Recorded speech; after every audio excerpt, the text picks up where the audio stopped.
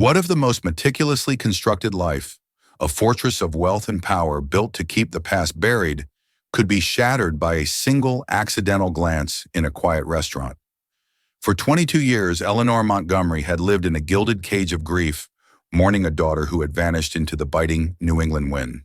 Her son Julian, a titan of private equity whose name was a verb for corporate conquest, had encased his own heart in ice, believing control was the only antidote to pain.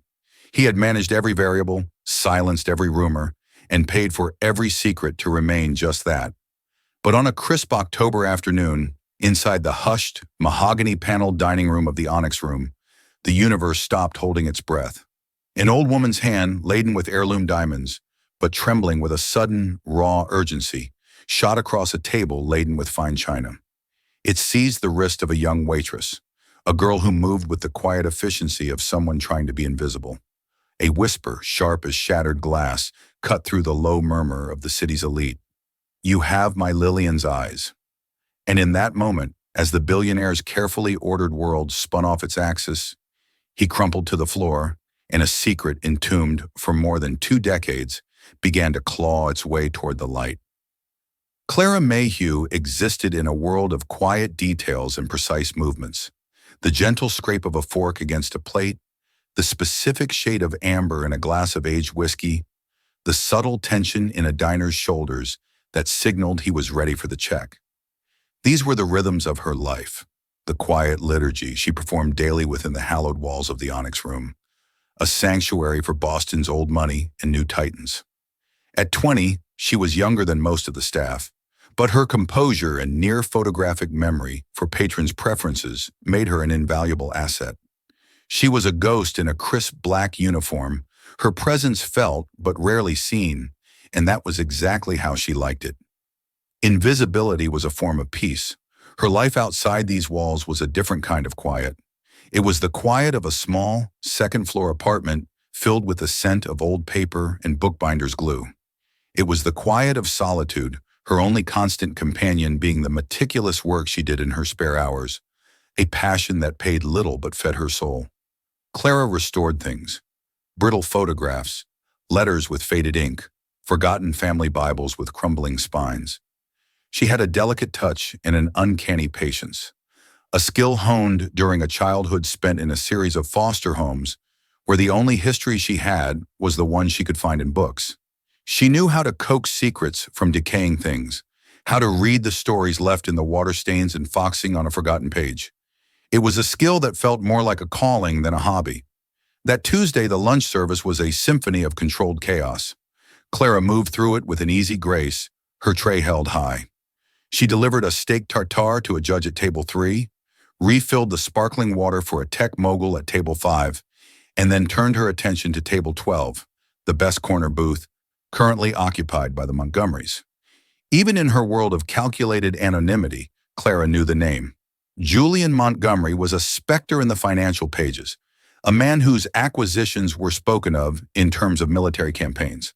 His face, which seemed permanently carved into a mask of impatient intelligence, was a fixture on news channels. His mother, Eleanor, was the family's grand dame, a woman of formidable elegance whose public appearances were rare and whose private tragedy was the stuff of Boston legend. Clara approached the table, her smile small and professional. "May I offer you anything else, Mr. Montgomery?" "Ma'am?" Julian didn't look up from the tablet where stock tickers cascaded in green and red rivers. "We're fine," he clipped, his voice as sharp and cold as the ice in his water glass. It was Eleanor who looked up. Her eyes, the color of a winter sky, seemed to be looking at something 1,000 miles away. They drifted over Clara's face, a passing, disinterested glance, and then they snagged. The motion was so abrupt it was almost physical. The bustling restaurant noise, the clink of silver, the hum of conversation, it all receded into a dull roar. Eleanor Montgomery's gaze, no longer distant, sharpened with a shocking, predatory intensity that made the air in Clara's lungs turn to ice. The old woman leaned forward, her perfectly manicured fingers gripping the damask tablecloth. Her lips, painted a tasteful shade of rose, parted slightly. "Ma'am?" Clara asked, a nervous tremor in her voice. She was accustomed to being ignored, to being treated as part of the decor. She was not prepared for this forensic level of scrutiny. Julian finally tore his eyes from his screen, irritation etched into his features. "Mother, what is it? We have the call with the board at 2. But Eleanor didn't seem to hear him. Her focus was absolute, dissecting Clara's face feature by feature. She saw the way a lock of chestnut hair fell across her brow, the slight, stubborn set of her jaw, the almost invisible freckle just beside her right eyebrow. But it was the eyes that had stolen her breath. They were a complex hazel, a kaleidoscope of deep moss green, warm amber, and flecks of gold. They were eyes that seemed to hold a fierce, intelligent light, a defiant spark that Eleanor hadn't seen in 22 agonizing years. They were her daughter's eyes. Lillian, the name was a ghost, a puff of air so faint Clara wasn't sure she'd heard it at all. Before Clara could process the word, Eleanor's hand shot out. It was shockingly fast, her grip surprisingly strong as her cold fingers closed around Clara's wrist. The touch was like a jolt of static electricity, a connection that crackled in the space between them. "You," Eleanor whispered, her voice a ragged, trembling thing, vibrating with a terrifying fusion of disbelief and ferocious, desperate hope. "You have my Lillian's eyes." The statement was a grenade tossed into the placid atmosphere of the restaurant. Heads turned. Conversations faltered. Clara stood frozen, a silver coffee pot in her other hand, suddenly feeling as heavy as an anchor. She tried to pull her arm back, gently, but the old woman's grip was like a vice. "Mother, for God's sake, what are you doing?" Julian's voice was a whip crack. "Let the girl go. You are making a scene." He started to rise, his tall, imposing frame casting a long shadow. But as his gaze shifted from his mother's frantic, tear-filled face to the waitress's shocked one, something inside him fractured. For the first time, he wasn't just looking at a server, he was seeing her. He saw the eyes. He saw the defiant spark his mother had recognized. He saw the shape of the face, a familiar echo across the years, and a memory he had locked in a lead-lined vault in the deepest recess of his mind broke free. It was a memory of his younger sister Lillian, standing on the lawn of their summer home, her hazel eyes blazing with a fire he could never extinguish, an argument raging between them. The blood drained from his face, leaving behind a waxy gray pallor. The walls he had built around his heart, stone by meticulous stone over 22 years, didn't just crumble, they detonated. The past was not dead. It wasn't even past. It was standing 2 feet away from him, wearing a waitress's uniform and a look of terrified confusion. "Lillian," he echoed his mother's whisper, but his was laced with a different, more poisonous emotion. Not hope, but a suffocating, bottomless dread. His breath hitched. A sharp, searing pain shot through his chest and his hand flew to his tie, clawing at the knot as if he were being strangled. The room began to tilt, the edges of his vision dissolving into a swirling vortex of black. The last thing he saw before the darkness consumed him was Clara's face, a mirror of his lost sister, her eyes wide with a fear that mirrored his own. With a strangled gasp, Julian Montgomery, the unbreakable titan of industry, collapsed. He fell not like a man, but like a building being demolished, his body folding in on itself, sending a cascade of crystal, silver, and fine bone china crashing to the polished floor. The restaurant exploded into a symphony of screams and chaos. Eleanor shrieked her son's name, and Clara Mayhew stood perfectly still, her wrists still trapped in the old woman's iron grip, her quiet, ordered life shattered into a million unrecognizable shards.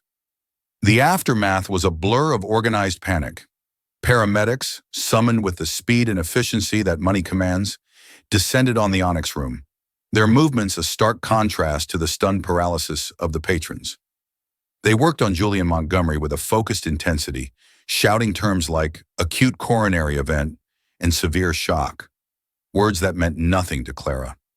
She was finally released from Eleanor's grasp, stumbling back against an empty table, her mind a blank slate of disbelief. A man in a flawlessly tailored gray suit, who seemed to materialize out of the chaos, gently but firmly guided Eleanor away. He spoke to her in low, reassuring tones, but the old woman's eyes remained locked on Clara, a burning, questioning gaze that felt like a physical weight. Clara was no longer invisible. She was the epicenter of a tremor she couldn't understand, the unwilling star of a drama whose script she had never read. The police arrived, asking questions she couldn't answer. Then the man in the gray suit returned.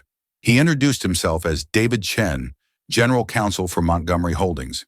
He had kind, intelligent eyes that seemed to miss nothing, and a calm demeanor that was more intimidating than any overt display of power. He asked her the same questions as the police, but his were more pointed. Name, age, place of birth. He took her details, handed her a heavy cardstock business card, and told her in a tone that brooked no argument, "Do not speak to anyone about this. We will be in touch." It was a command, not a suggestion. Sent home for the day, Clara walked through the Boston streets in a daze. Her small apartment, usually her sanctuary, felt alien. She shared the space with her friend Maya, a pragmatic nursing student who paid her share of the rent with a level head and a brutal honesty that kept Clara grounded. Maya found her on their worn-out sofa, staring at a water stain on the ceiling. "Clara, the manager called, said there was a medical emergency. You look like you just saw the apocalypse. What the hell happened?" Clara recounted the story in a monotone, the words feeling like they belonged to someone else. The elegant old woman, the cold billionaire, the grip, the impossible phrase, the collapse. Maya listened, her expression shifting from curiosity to wide-eyed disbelief. "Whoa, you have my daughter's eyes? That's intense. And the guy just dropped? Are you okay? That's terrifying." "It was unreal," Clara whispered, rubbing the wrist Eleanor had gripped. "The way she looked at me, Maya. It wasn't like she was just seeing a resemblance. It was like she was looking straight through my soul and seeing someone else standing there. And her son, he looked at me like I was a loaded gun." The next 48 hours were a masterclass in controlled information. The Montgomery PR machine went into overdrive. The official story was that Julian Montgomery had suffered a minor cardiac event due to overwork. But whispers slithered through the city's elite circles, a mysterious waitress, a bizarre confrontation. The call from David Chen came on the second day. He requested a meeting, not at his downtown office, but at a discreet private residence on Beacon Hill owned by the Montgomery family. Maya was instantly suspicious. "This feels like you're being summoned to the King's Court, Clara. Be careful." Clara went, dressed in her nicest, most unassuming clothes. The house was a museum of quiet wealth, filled with antique furniture and priceless art. Eleanor Montgomery was waiting for her in a sun-drenched sitting room. She looked smaller, more fragile than she had in the restaurant, the formidable matriarch replaced by a woman consumed by a grief so profound it seemed to suck the very air from the room.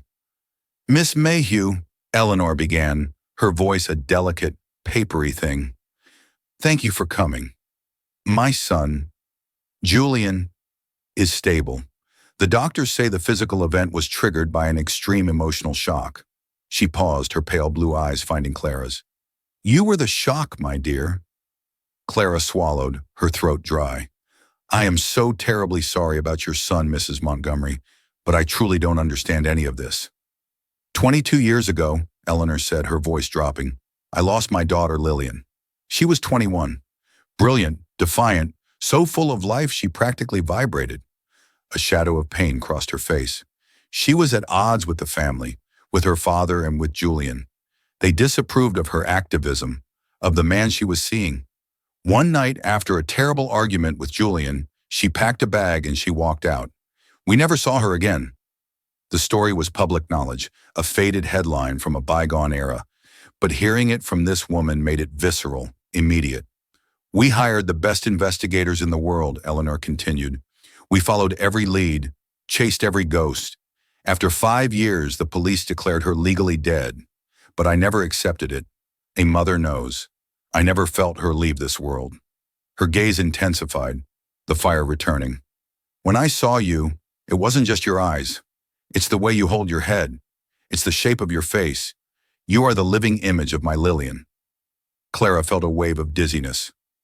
"Mrs. Montgomery, with all due respect, this has to be a coincidence. I was born in Western Massachusetts. I was a foster child. I don't know who my birth parents were, The official story was that I was abandoned at a hospital. David Chen, who had been standing silently by the fireplace, stepped forward. We took the liberty of looking into your background, Miss Mayhew. What you say is true. You were a foundling, left at Berkshire Medical Center when you were approximately 1 week old. There was no note, no identification. Your history begins there. The air grew thick with unspoken possibilities. We believe, Eleanor said, her voice trembling with the sheer weight of the words, that Lillian was pregnant when she left. We believe you might be her child. The room spun. This was a fairy tale, a fantasy woven by a grieving mother desperate for a miracle. That is impossible, Clara stammered. Is it? Chen interjected smoothly. Or is it the only explanation that makes sense? He looked from Eleanor's pleading face to Clara's stunned one. Mrs. Montgomery needs to know. And frankly, after what happened to Julian, we all need to understand what's going on. Eleanor rose and slowly walked towards Clara. She stopped just short of touching her. I am an old woman, Miss Mayhew. I have lived in a gray world for 22 years. Seeing you was the first time I have seen color since my daughter left. Please. The desperation in her voice was a physical blow. We are asking you to consent to a DNA test. Clara looked into her eyes and saw not a billionaire matriarch, but a mother begging for an answer. We understand this is an incredible intrusion, Chen said, his tone shifting to business, and we are prepared to compensate you for it. We will establish a trust for you in the amount of $250,000. It is yours to keep regardless of the outcome of the test, a gesture of our gratitude for your cooperation and an apology for this disruption. $250,000. The number was abstract, astronomical. It was a lifetime of security. It was freedom from the gnawing anxiety of rent and bills. It was a new life. And if, Clara heard herself say, her voice a dry whisper, if it's a match, Eleanor answered, a single tear tracing a path down her powdered cheek. If you are my granddaughter, she said, her voice thick with emotion, then you have come home. It was a gilded key to a life she couldn't imagine, and an answer to the question that formed the hollow core of her existence. Where did I come from? But as she looked at the immense, oppressive luxury of the room, she felt a profound sense of dread. This wasn't just a family, it was an institution, an empire. To be a part of it wasn't just to find a home, it was to be consumed. I need some time to think, she managed. Of course, Chen said. He handed her another card, this one with a private number. Take 48 hours. The offer stands. Clara walked out of the Beacon Hill mansion and back into the familiar world of cracked sidewalks and noisy traffic, feeling as though she had just returned from a journey to a foreign star. In her pocket, she held a key. She just didn't know if it opened the door to a palace or a prison. The next 2 days were a sleepless fugue state. The number, $250,000, sat in Clara's mind, a glowing, impossible figure. It's life-changing money, Clara, Maya argued, pacing their small living room. You could go to college, get a degree in archival studies, open your own restoration studio. You'd never have to serve another overcooked fillet to some pompous jerk again.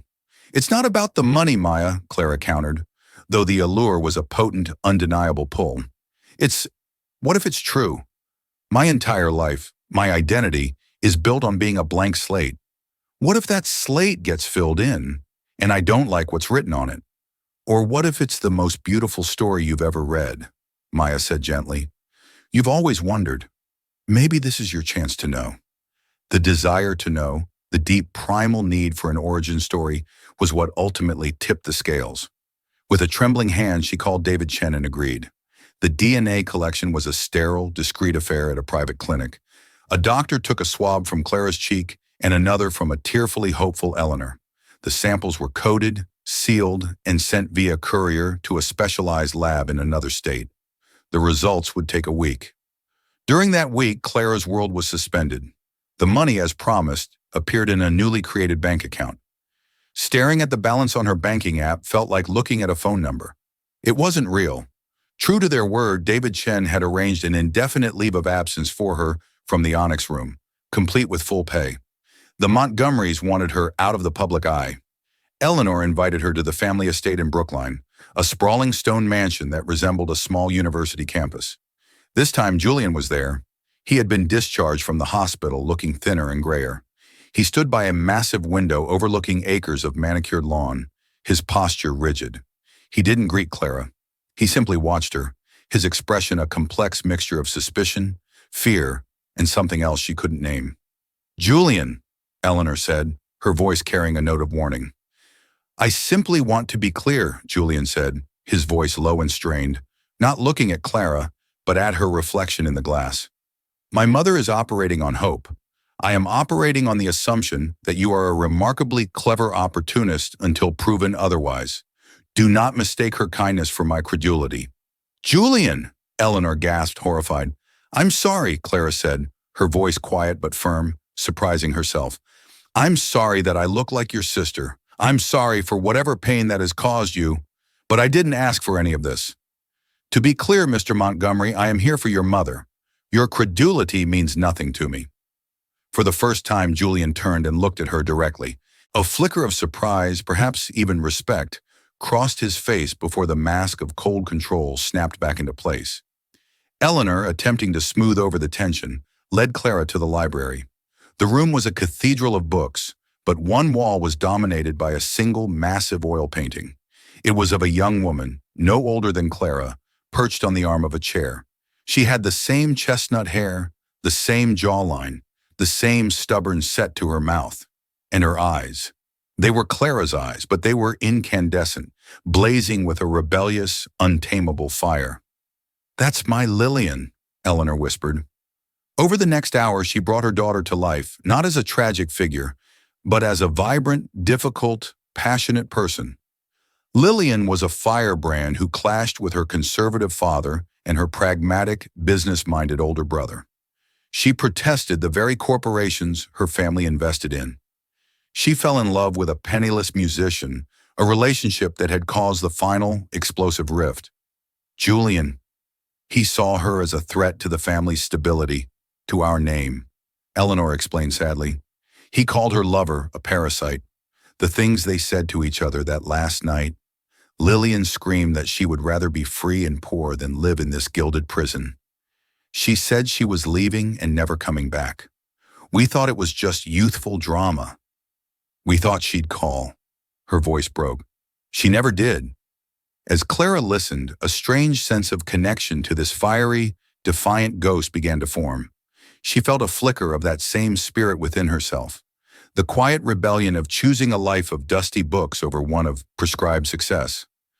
Before Clara left, Eleanor pressed a small, worn, leather-bound journal into her hands. This was hers, her diary. Perhaps it will help you understand her. Back in her apartment, Clara opened the journal. The pages were filled with Lillian's elegant, slanted script, poetry, angry tirades, passionate declarations. Tucked into a pocket at the back was a small, creased photograph. It showed Lillian, smiling, standing next to a tall, handsome man with intense eyes and a sharp suit. He wasn't the penniless musician. On the back, in Lillian's handwriting, was a single name, Thompson. Clara felt a prickle of unease. There was something in the man's smile that was more predatory than charming. Using her laptop, she did a quick search. The name was instantly recognizable. Arthur Thompson was now Senator Arthur Thompson, a charismatic and powerful politician with a squeaky clean public image and a reputation for ruthless efficiency. According to the old society pages, he and Lillian Davenport had been briefly intensely involved in the months before she disappeared. The relationship had ended abruptly. As Clara stared at the photo, a new unsettling feeling began to take root. This wasn't just a family tragedy about a girl who ran away with a musician. This was something darker, more complicated.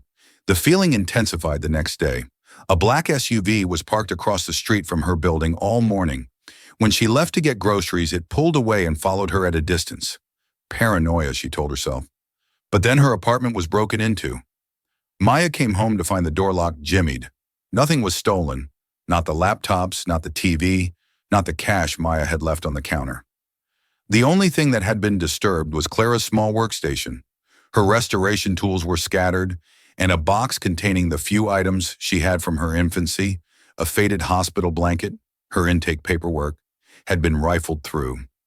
It wasn't a robbery, it was a search. Someone was looking for something. Shaken, Clara called David Chen. His reaction was immediate and serious. "Pack a bag. A car will be there in 20 minutes. You're moving into a suite at the Copley Grand. We'll have security on your floor." "But what about Lillian's journal?" Clara asked, her voice trembling. "It's the only thing they might have missed." "Bring it," Chen said grimly. "Someone knows who you are, Clara, and they are just as interested in the answer as we are." The day the DNA results were due, the tension in the hotel suite was thick enough to taste. Eleanor and a stone-faced Julian were there. David Chen stood by the window, his phone to his ear, listening. Clara just sat, her hands clutching Lillian's journal. She had spent the last 2 days poring over it. Much of it was mundane, but the last few entries were different. They were frantic, paranoid. "He knows. He won't let me go. AT is not who they think he is. He says I'll just disappear." Chen hung up the phone. He turned to face them, his expression unreadable. He took a deep breath. "The lab has confirmed the results," he said, his gaze finding Clara's. "The probability of maternity, based on the direct mitochondrial DNA link to Mrs. Montgomery, is 99.9999%. He paused, letting the clinical words land with the force of a physical blow. "Clara Mayhew," he declared, his voice formal. "You are the daughter of Lillian Montgomery." A strangled sob broke from Eleanor as she stumbled forward, her arms open. Julian stood frozen, his face ashen, the last of his skepticism incinerated by the terrible, irrefutable truth. But Clara barely heard them. Her mind was racing, connecting the dots. Lillian hadn't run away from her family. She had been running from him, from Arthur Thompson, the break-in, the surveillance. It wasn't the Montgomerys. It was Thompson, terrified that the ghost of a 22-year-old secret was about to come back and destroy his carefully constructed life. Her appearance hadn't just reopened a family wound. It had poked a sleeping dragon. She looked at Julian, seeing the flicker of dawning horror in his eyes as he, too, began to understand. "It wasn't just about a musician, was it?" she asked, her voice steady, clear, and filled with a cold dread. She was afraid of someone powerful.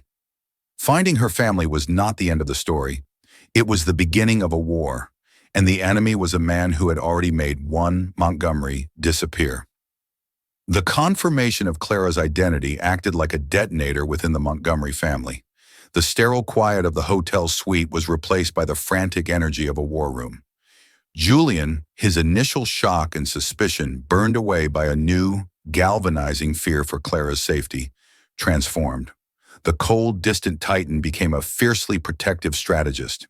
"He knows," Julian said, pacing the length of the suite, his voice tight with fury. "Thompson, all these years I assumed she just left. But if he's the reason she ran, and now he knows she had a child..." The implication hung in the air, heavy and lethal. He turned to Clara, his eyes boring into hers.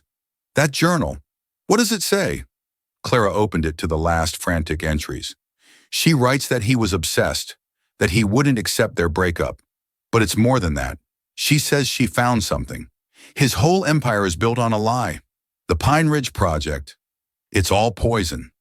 She mentions a ledger. She says she has a copy. The Pine Ridge Project." Julian stopped pacing, a dark look of recognition on his face. My God, that was Thompson's first major real estate development upstate. It made his career, launched his political path. There were rumors at the time, whispers of corners cut, environmental regulations ignored. But his father was a judge. It all got swept under the rug.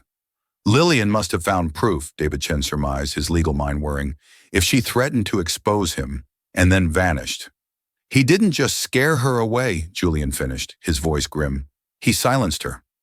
The hunt for the truth began in earnest. Julian unleashed the full, terrifying power of his resources. He hired a discreet team of forensic investigators, former intelligence operatives who could peel back the layers of a man's life without leaving a single fingerprint. Their target, Senator Arthur Thompson. While they dug into Thompson's finances and political dealings, Clara focused on Lillian's life. With Eleanor, she went through boxes of her mother's belongings, which had been perfectly preserved in a climate-controlled room at the estate. Amid sketchbooks, concert tickets, and protest flyers, Clara found a small, unassuming box of negatives and undeveloped film rolls. She was taking a photography class at the university, Eleanor recalled softly. She was always taking pictures of everything. Clara took the box. This was her territory. In the quiet of her hotel suite, she set up a makeshift darkroom. As she carefully developed the film, an image slowly emerged from the chemical bath. It was a photograph of a document, a single page from a ledger. The columns detailed payments, coded as consulting fees and mitigation expenses, paid to shell corporations. At the bottom of the page was a signature, A. Thompson. But there was something else. The photo was slightly blurry, taken in haste. Using the digital scanner and software she normally used for restoring antique photographs, Clara began to painstakingly clean up the image, sharpening the focus pixel by pixel. And then she saw it. In the background of the shot, barely visible behind the ledger, was a reflection in a polished desk lamp. It was a distorted image of Lillian's face, her expression terrified. And next to her, another reflection, a man's hand wearing a very distinctive gold signet ring engraved with a stylized T. She remembered the photo from the journal. Arthur Thompson wore that ring. This photograph didn't just show the evidence. It placed Thompson in the room with Lillian when she took it. It was the missing link. Her heart pounded as she worked on another roll of film. This one contained photos not of documents, but of a place. A small rustic motel by a lake, the sign reading, "The Warbler's Nest." There were photos of the room, the woods behind it. It was where Lillian had been hiding. The investigators, armed with the world once a spinning vortex of chaos, did not slow down. It fractured. The confirmation of Clara's identity was not a key turning in a lock, but a demolition charge set at the base of 3 lives. In the hushed, sterile air of the hotel suite, the 99.999% probability hung like suspended dust in a sunbeam, illuminating everything with a terrible, beautiful clarity. Eleanor's sob was the sound of a 22-year-old dam breaking. She did not rush to Clara, but crumpled, her grief too heavy to carry across the room.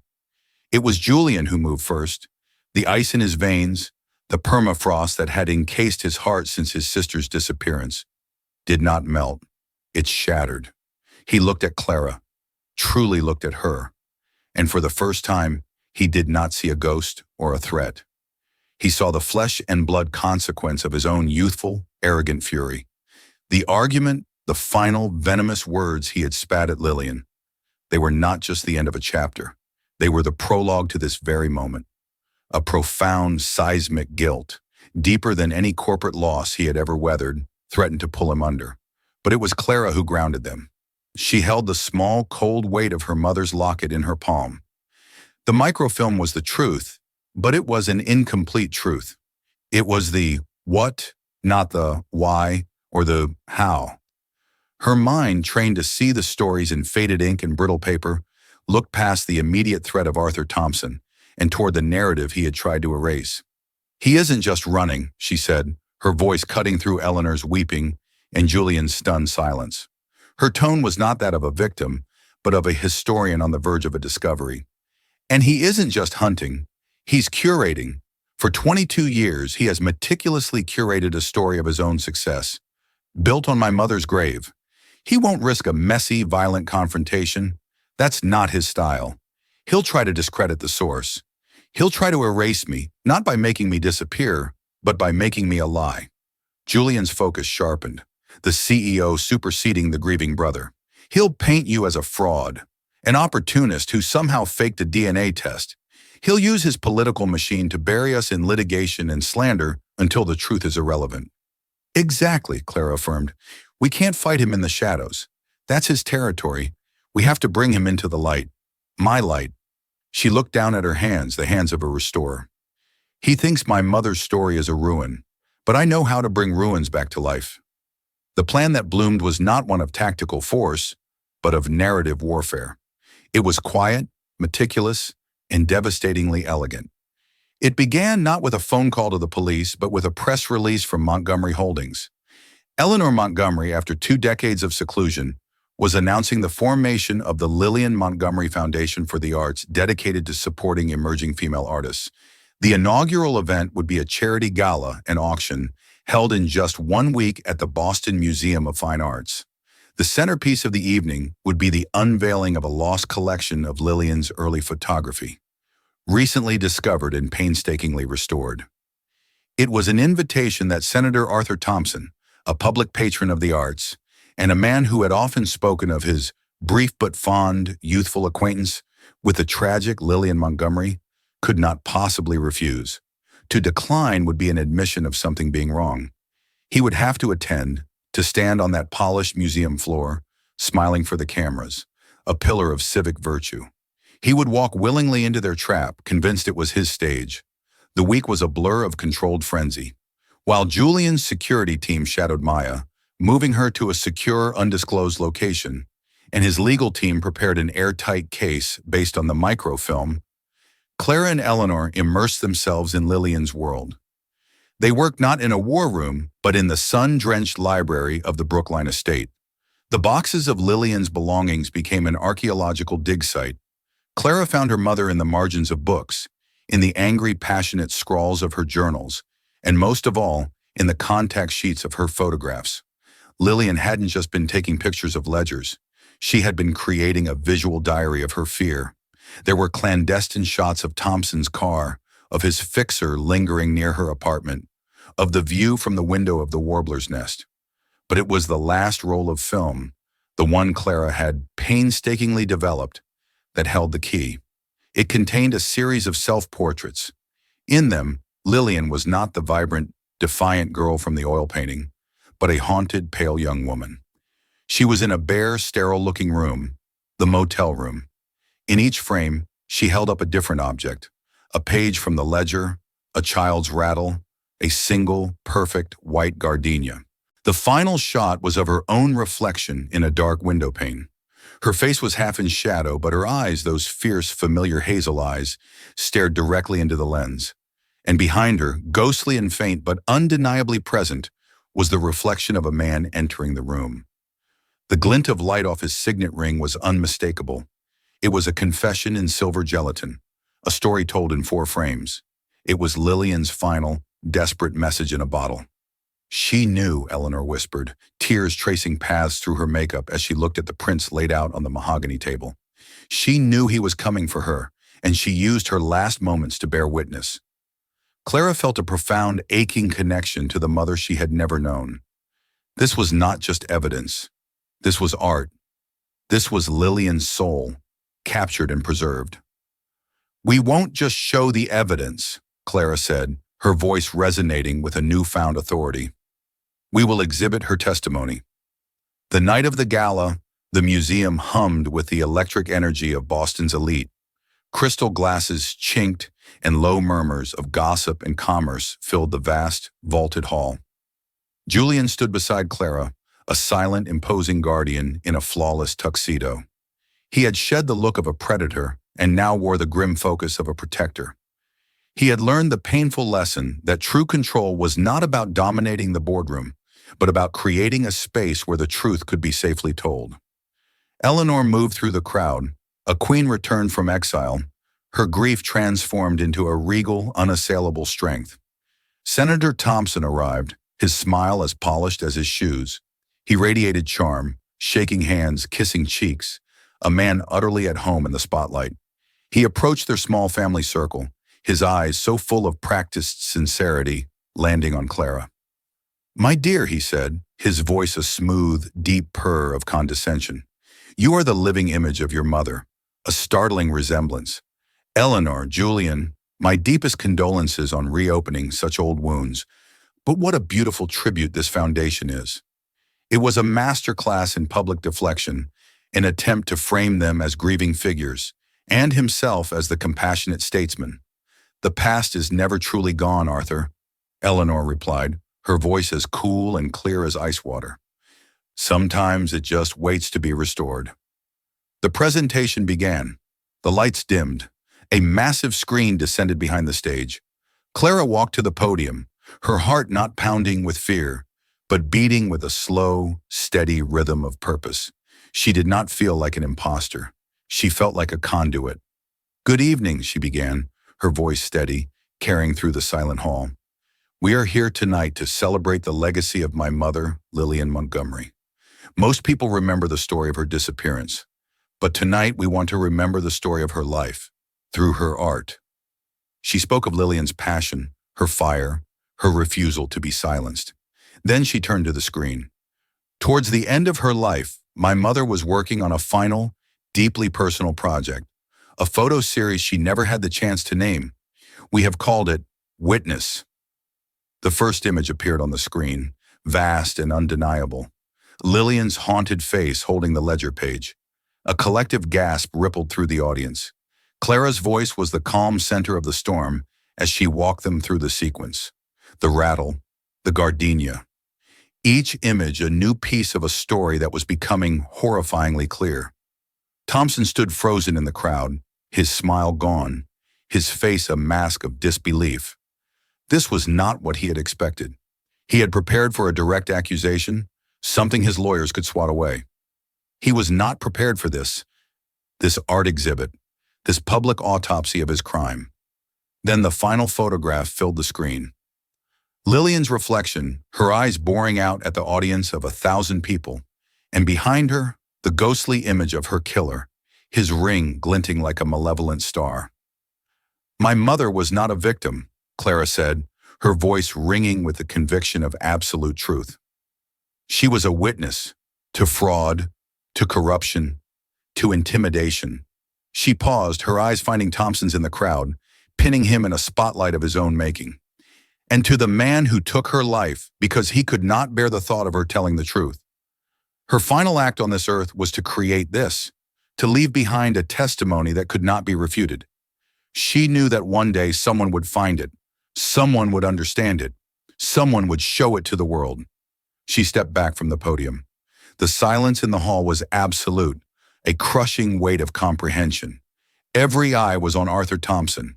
The flashes of cameras began, not the polite pops of society photographers, but the percussive, predatory blasts of a press corps that smelled blood. His carefully constructed world, his entire life's narrative, had been dismantled in 4 black and white photographs. He did not run. He could not. He simply stood there as the truth, Lillian's truth, stripped him bare. In the months that followed, the architecture of their lives was rebuilt, not on the old fractured foundations, but on new, solid ground.